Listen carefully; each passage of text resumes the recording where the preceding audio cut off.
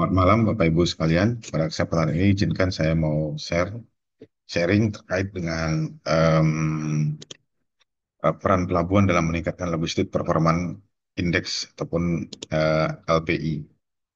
Langsung saja. eh,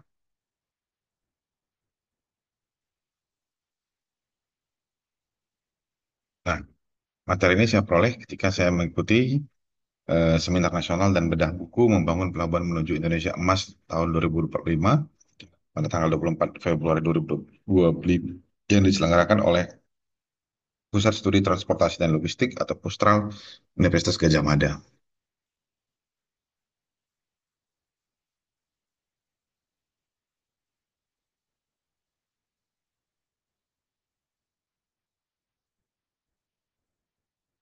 Nah, Bapak Ibu sekalian, peran pelabuhan dalam meningkatkan logistik performance index ataupun LPI. Materi ini adalah materi dari Bapak Haris Sutanto, Wakil Ketua Umum Bidang Maritim dan Pelabuhan DPP Alfi. Definition of logistic and supply chain. Logistics plans, implements, and control the efficient and effective flow and storage of goods and service and related information from point of origin to point of consumption. Supply chain is a network of companies and people that are involved in the production and delivery of product or service.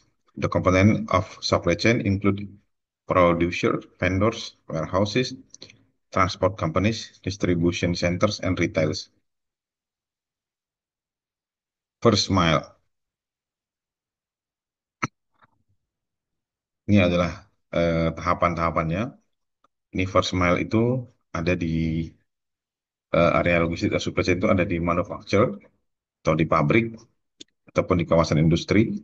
Kemudian ada di traders. Traders itu adalah pedagang, eksporter ataupun importer, perusahaan-perusahaan eksporter ataupun importer, ataupun dinas perdagangan ataupun kementerian perdagangan. Katakanlah seperti itu. Nah, ini adalah industri ya.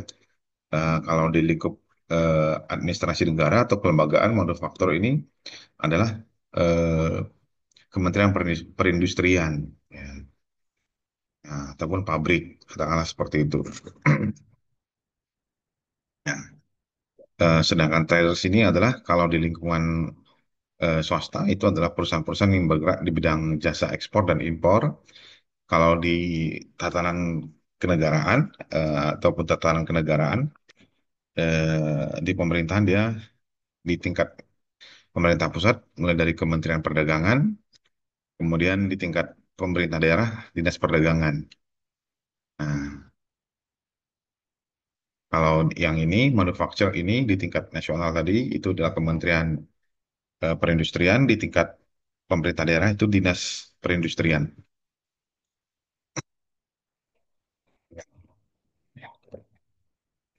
Kemudian dari manufacturer atau traders itu masuk ke warehouse atau distribution center, consolidation center. Kemudian ini menggunakan, tar, saya gedein dulu.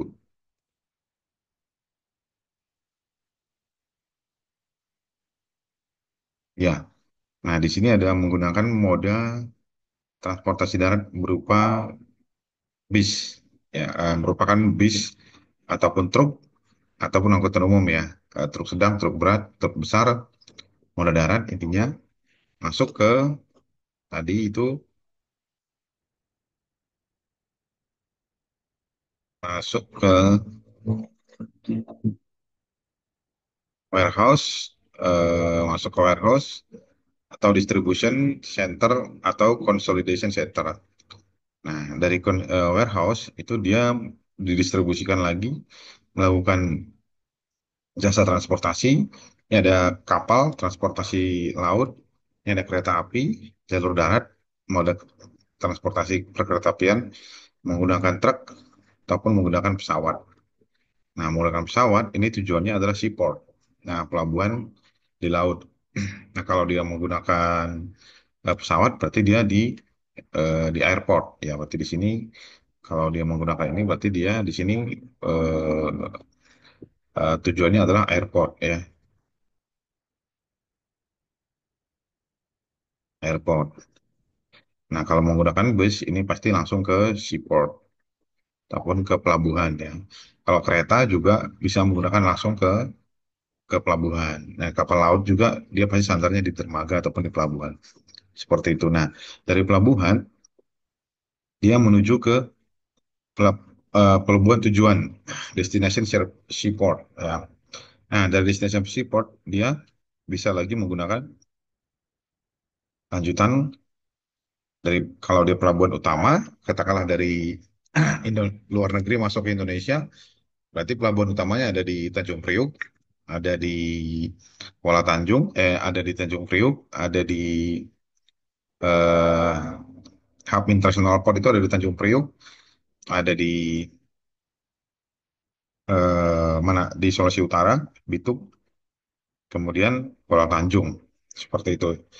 Jadi bisa ke Tanjung Priuk, baru nanti dari pelabuhan utama masuk ke pelabuhan eh, pengumpul ataupun pengumpan. Nah, dia menggunakan kapal lagi.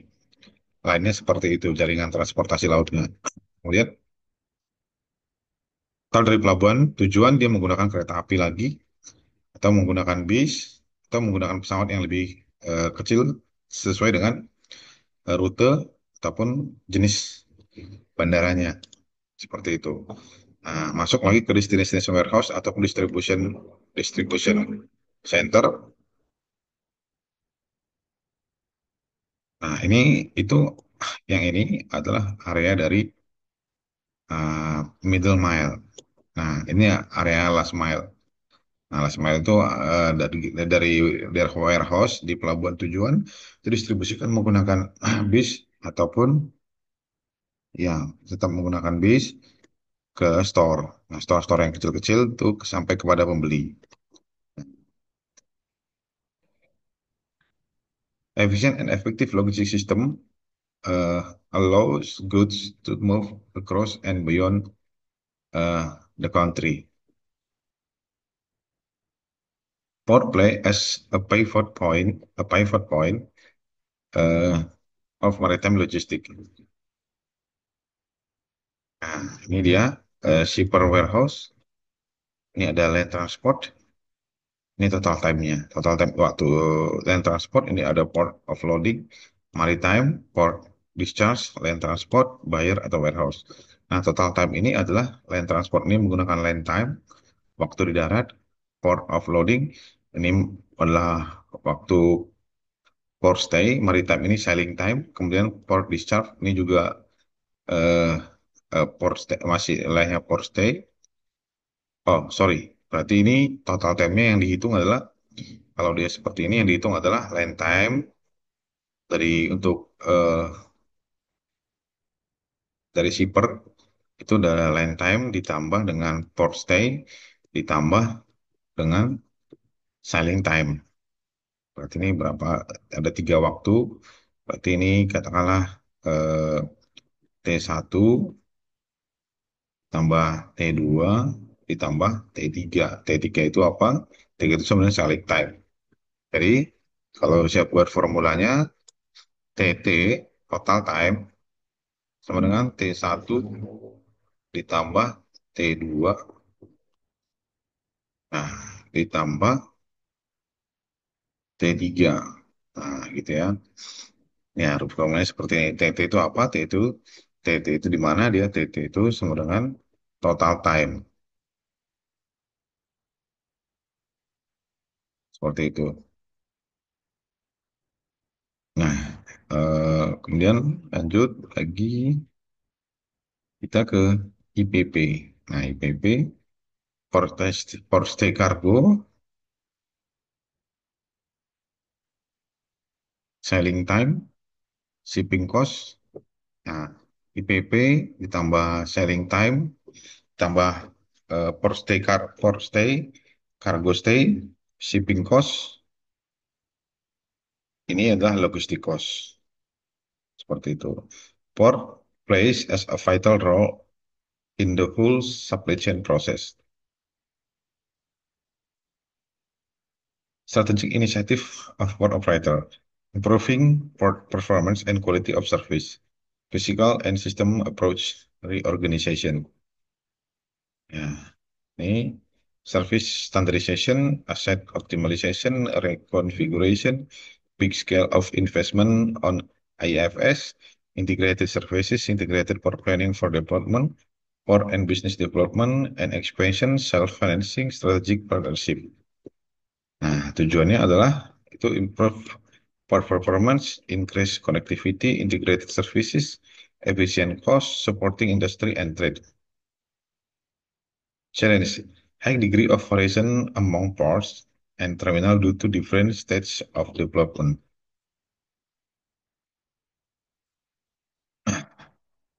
LPI, Logistic Performance Index, a multi-facted concept. LPI, six indicator. Custom Border Control Management. Nah, ini ya. Yang ini CIQ, uh,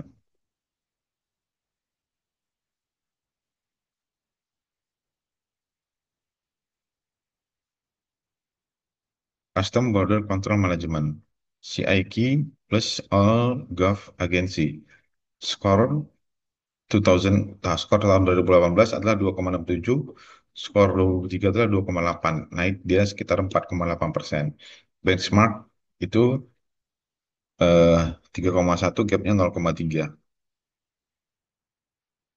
Nah, itu custom border control management itu ada di speed, indikatornya simplicity, predictability, infrastruktur quality. Skor 2018 itu 2,9, skor 2023 itu 2,9, eh berarti dia ini nol. Jadi sejak rentang tahun 2018, tentang tahun 2018 sampai 2023, sampai sampai dengan ada tidak ada peningkatan kualitas dari infrastruktur, nol. Nah, nah, itu adalah ports, yang itu sendiri, railroads, roads, kemudian information technology. Nah, berarti ini logistik ini, si LPI ini, dari data yang ini Pak, di LPI saya juga pernah tampilkan tuh data LPI langsung dari websitenya LPI. Kalau saya lihat di Sumatera aja itu saya lihat udah pembangunan tol dari Medan ke Lampung. Kemudian itu untuk jalannya di wilayah Sumatera. Nah, di Jawa sekarang tol juga dari Banten sampai ke Surabaya sekarang tol udah berapa panjang jalan tuh. Nah, kemudian di Kalimantan, Kalimantan, Trans Kalimantan sudah nyambung. Di Sulawesi, Trans Sulawesi sudah. Kalau Kalimantan kereta api belum ada. Untuk pelabuhan yang besar-besar yang nambah, di Kalimantan Barat itu ada nambah, pelabuhan, di Mampang, pelabuhan Kijing internasional, Kuala Tanjung nambah, Aceh mau bangun lagi. Eh, dari laporan, capaian RPJMN, kinerja Kemenhub di capaian RPJMN tahun 2020 sampai 2024, capaiannya kereta api maksimal. Yang tidak tercapai itu justru ASDP dengan 11 bandara baru.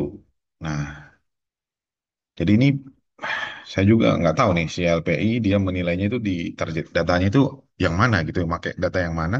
Karena kalau ngelihat data dari Bappenas, ya laporannya Kementerian Perhubungan terakhir kemarin, eh, ke DPR, saya punya bahannya, itu seperti itu gitu. Nah, coba sementara saya carikan dulu, eh, bahannya.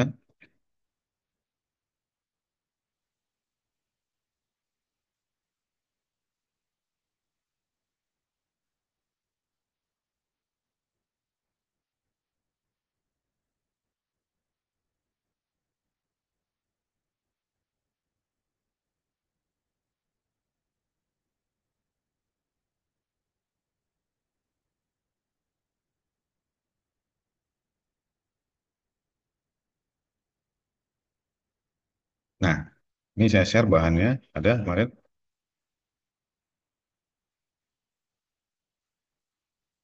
Nah, ini, capaian kegiatan prioritas Kemenhub, Kementerian Perhubungan sampai dengan tahun 2024 sesuai KPI RPJMN tahun 2024. Nah, sebagaimana telah diamanahkan dalam Perpres 2024, Kementerian Perhubungan melakukan tugas untuk menyelesaikan kegiatan prioritas dalam capaian sebagai berikut. Nah, ini saya bacakan lagi. Pembangunan pelabuhan penyeberangan itu targetnya 36 lokasi, realisasinya 12. Nah, capainya 33%, 33,3%. Nah, ini yang merah. Nah, kalau untuk di daratnya pengembangan dan pengambangan sistem angkutan massal perkotaan kayaknya ini untuk penumpang orang ya nggak terlalu signifikan dengan logistik. Kan logistik itu cenderungnya adalah angkutan barang. Pengembangan jalur kereta api. Nah, sini kereta api capainya 92,97% nih. Dari targetnya 7.000 ke 4.451, realisasinya 6.922, 6.927. Nah, nah ini untuk pemanjang untuk kilometer ya, panjang rute ataupun panjang trayek jalur kereta api. Nah, untuk peningkatan jalur KA sesuai standar Track Quality Index, peningkatan kualitas itu capaiannya 100% malah untuk kereta api. Pelaksanaan subsidi tol angkutan laut itu malah capaiannya 140%. Pembentukan rute pelayaran yang saling terhubung itu capai 100%. Pengembangan pelabuhan utama yang memenuhi standar itu malah targetnya 7, rasio 7 capainya 100%. Pelaksanaan rute jembatan udara malah 100%. Yang bermasalah itu di pembangunan bandara baru nih. Dari target 21, realisasinya 11, capainya 52,38%.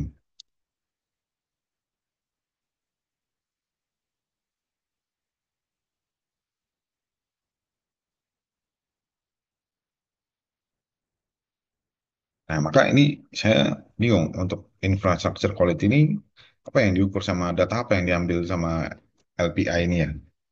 Nah, mereka pakai data yang mana? Karena itu laporannya Kementerian Perhubungan gitu. Dan terus mereka pakai data yang mana? Apakah mereka sudah update? Apa kalau mereka tarik data dari Bappenas, dari RPJMN? Ya tadi itu laporannya. Itu mudah-mudahan. Nah, itu dia buat itu ukurannya dari 2018 tadi yang saya sampaikan dari 2020 ke 2024.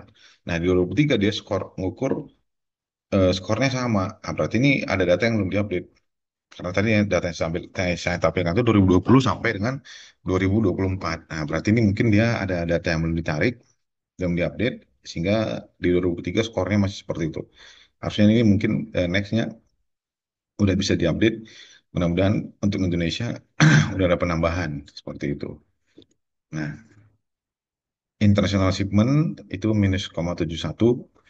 Nah, itu areanya adalah competitive price to Indonesia. Berarti ini eh,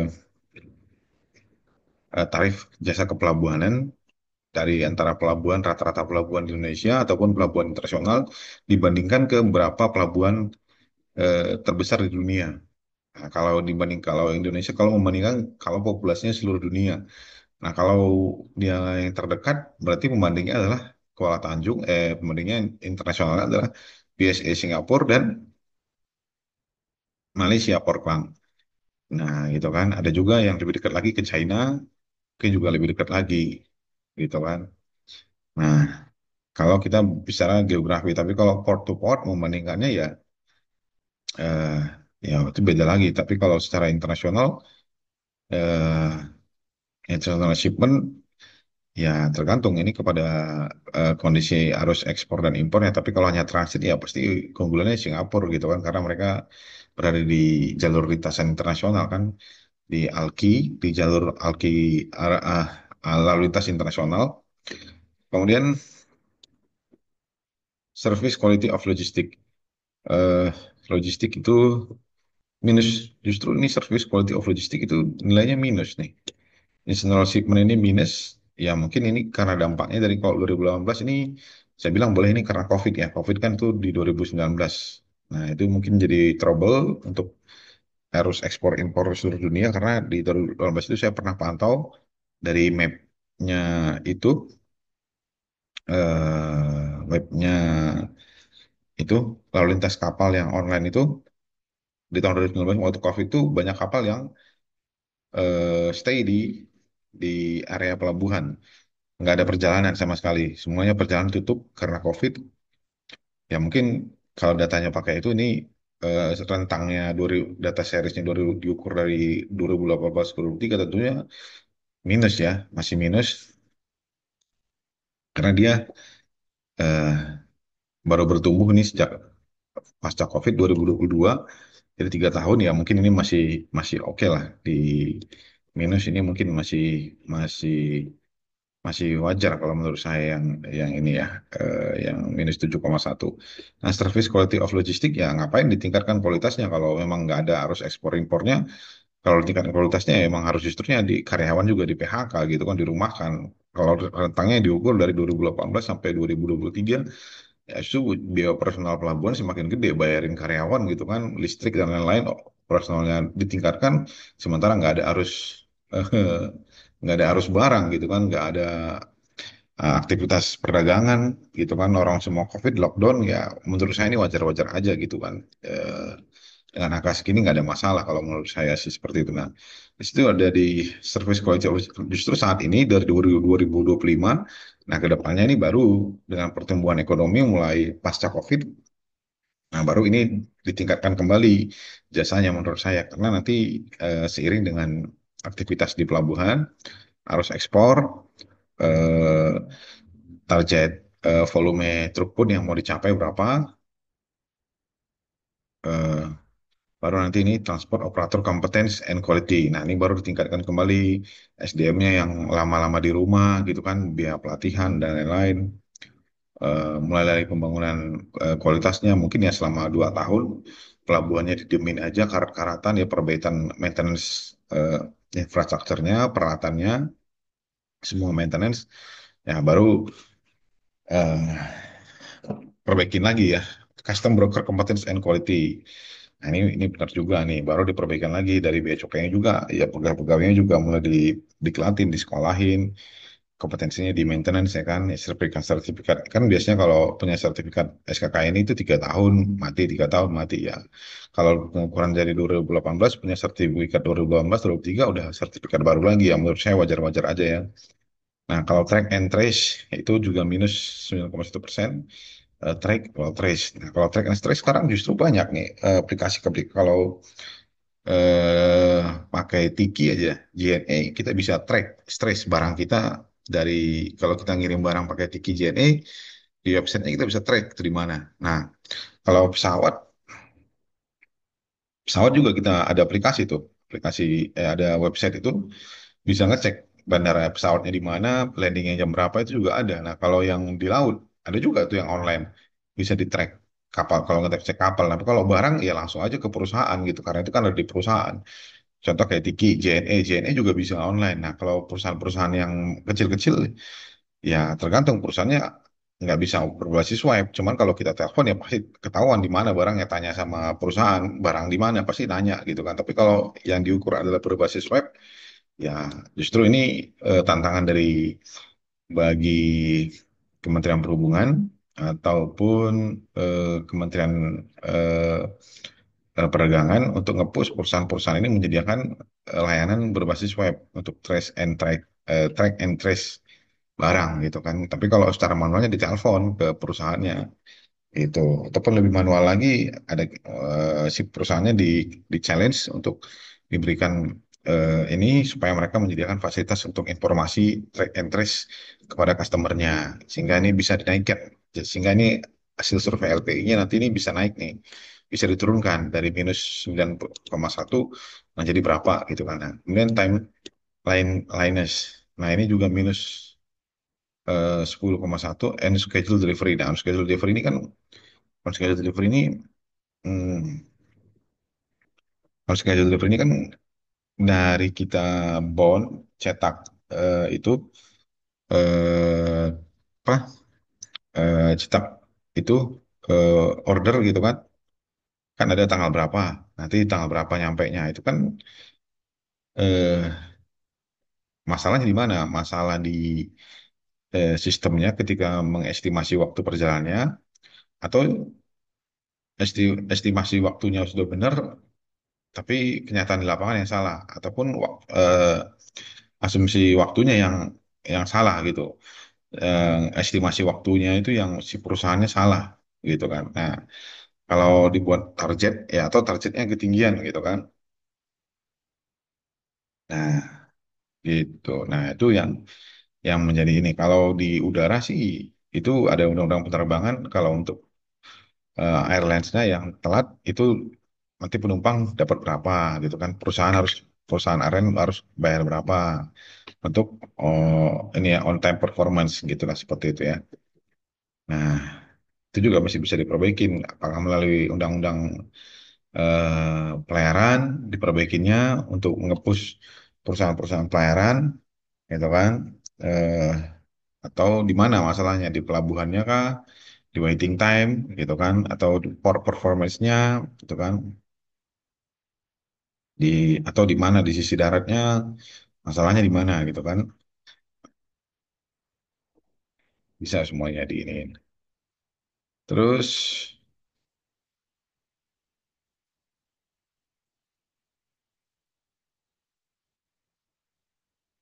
ini maritime logistic ecosystem. Nah ini maritime logistic ecosystem itu ada di custom, bea cukai, di imigrasi, di karantina itu Kementerian Pertanian, Port Authority, itu otoritas pelabuhan, Dirjen Perhubungan Laut, Kementerian Perhubungan, Shipping, perusahaan pelayaran, Harbor Master, itu di Syah Bandar, Ship Agent, itu Security Agent, Dock Worker, itu TKBM, ICD Dryport, di Dryport itu adanya di darat, Others ya, di Consultant, Insurance, Bank, CDC, CCC, PLB, MD Depot, Transport, ya, Forwarders, consignee, shipper, local government, itu dia. Ini semua itu berhubungan ke per operator, itu, gitu kan. Nah inilah ya ekosistemnya seperti itu. Nah kalau kita berbicara ekosistem berarti eko itu berarti kan ya berhubungan dengan biologi, lingkungan ya, lingkungan hidup gitu ya. Nah kalau lingkungan hidup ya cek aja nanti di semua ini, di semua eh,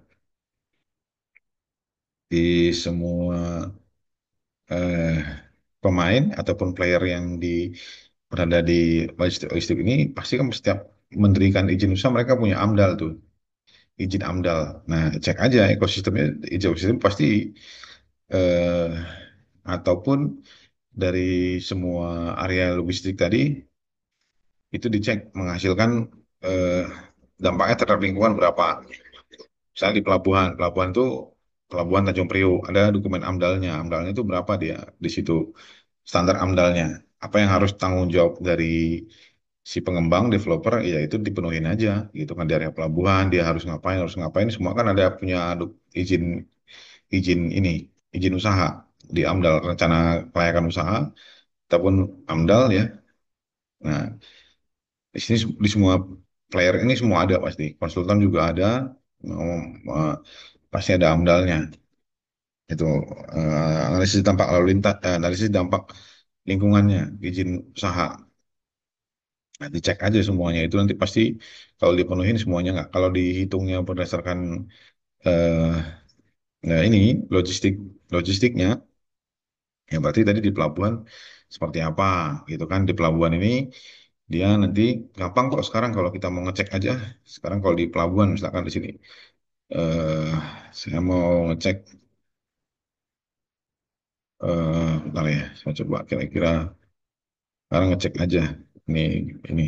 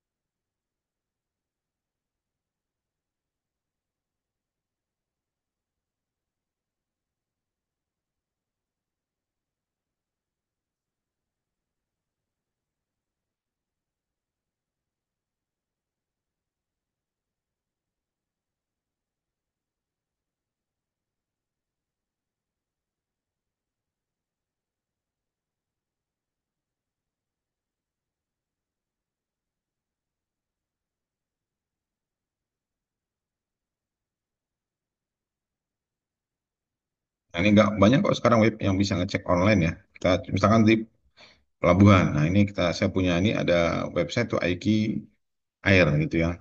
Aku mau ngecek ini sini nih Tanjung Priuk. Nah, Tanjung Priuk itu ada di sini nih. Nah, kualitas udaranya gimana tuh? Dia merah, tuh kan. Nah, ada lagi tuh yang hmm, berarti kalau dia tidak berarti tidak sehat nih di Koja, wah nih Teluk, Tanjung Priuk, Ancol, Pluit, Pantai Kuta mana nih?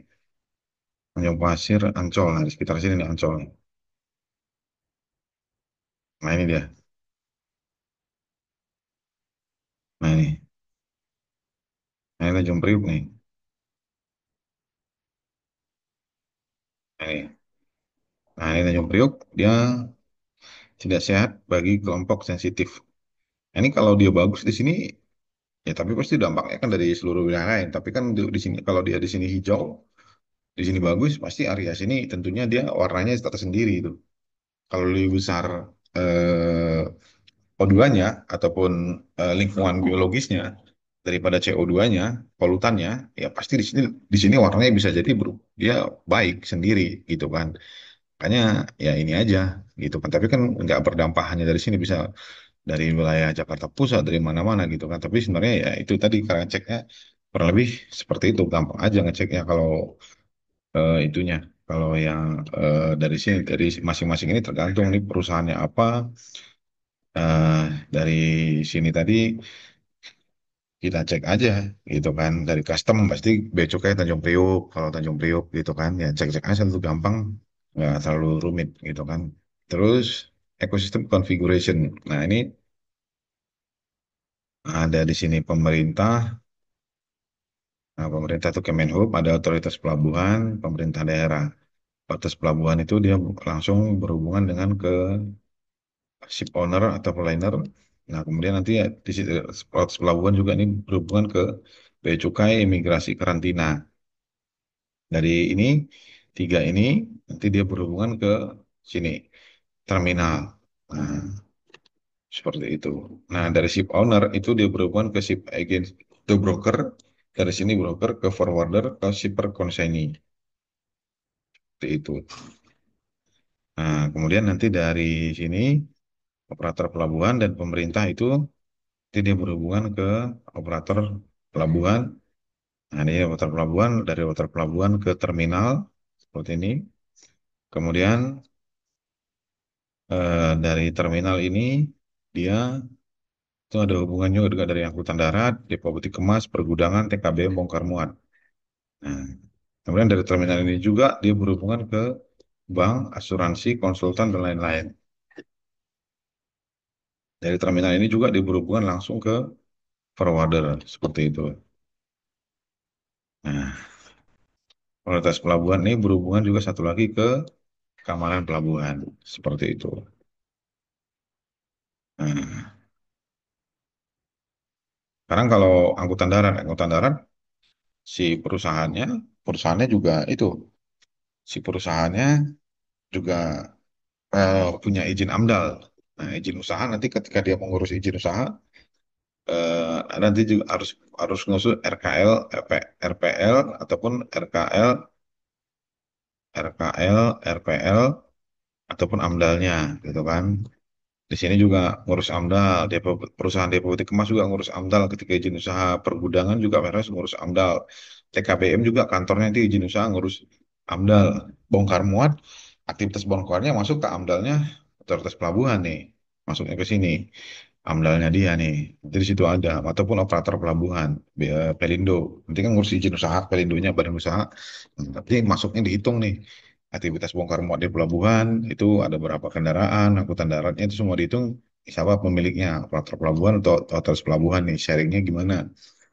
Nanti kan ada rencana tahap tahap awal itu tahap prakonstruksi, konstruksi, tahap operasi. Nah itu apa tanggung jawab dari untuk AMDALnya.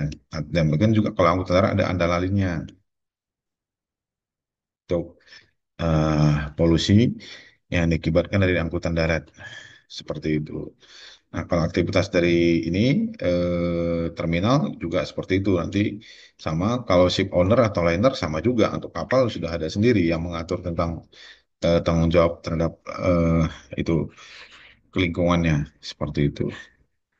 Nah, maritim logistik ekosistem near future. Nah, itu masa depannya itu ada supporting industry, ini docking, bunkering agency,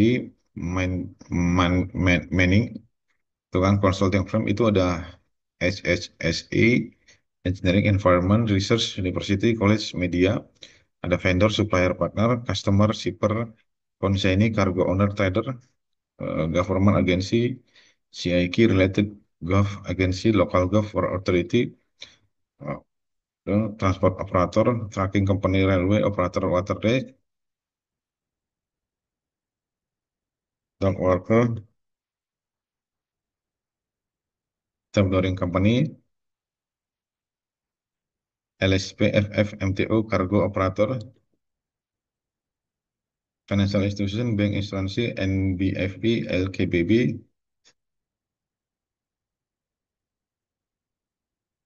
logistic platform provider, data provider, analyst, blockchain integrator, offline, e-commerce, per operator, GCOLO, tripod and terminal, depot warehouse, GFC, CCC, CDC, PLB, box maker, laser operator, shipping company, operator, broker, charter, MGT company, agent. Requires deep understanding.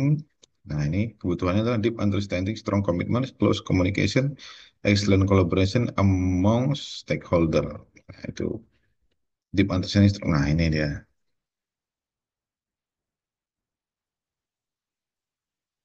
Jadi requires-nya itu tadi. Terus conclusion. One, LPA is not merely score and rank. It's a multifaceted concept. Two, port plays as vital role on improving LPA. Three, improving LPA requires involvement the whole member of ecosystem. Four, no single strategy and initiative applied to varied condition and stage of development of port. Ya, matur nuwun sangat, makasih banyak mau lihat di Godang. Oke, tadi yang ini saya mau cari dulu ya. Benar nggak ini datanya ini sekarang LPI Index. Nah,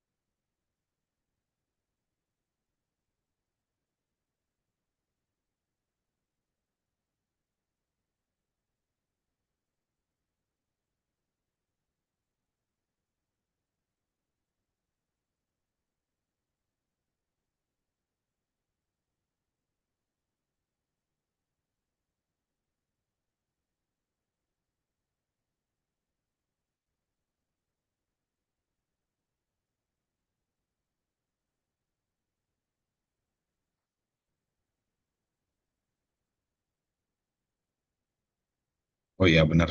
Ini saya cek di websitenya itu, eh websitenya World Bank. Ternyata tadi itu datanya udah diupdate ya. Ini di datanya LPI World Bank itu Indonesia itu LPI skornya 3, custom skornya 2,8 tadi, investasi skornya 2,9, internship and skornya 3, logistic competence score 2,9, tracking and tracing skornya ini 3, term score 3,3. Nah, ini Indonesia tuh di tahun 2023 nih. Nah, itu kalau untuk yang unggulnya itu, unggulnya itu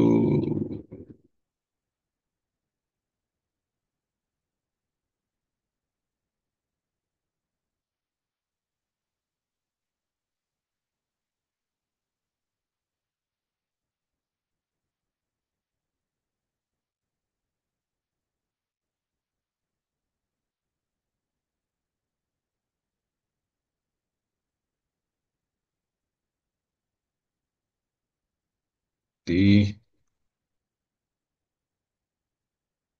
Indonesia skornya 3. Berarti yang di atas 3, Australia, ini di atas 3. Nah, lagi yang di atas 3, Czech Republic, bagus.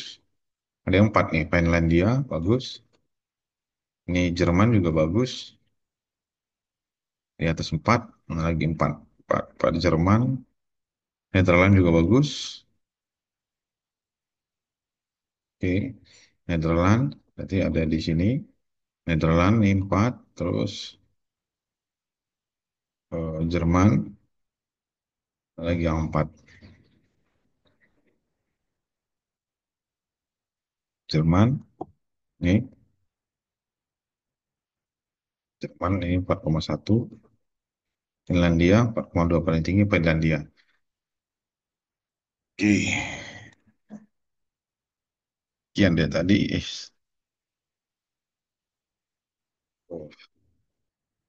Terus,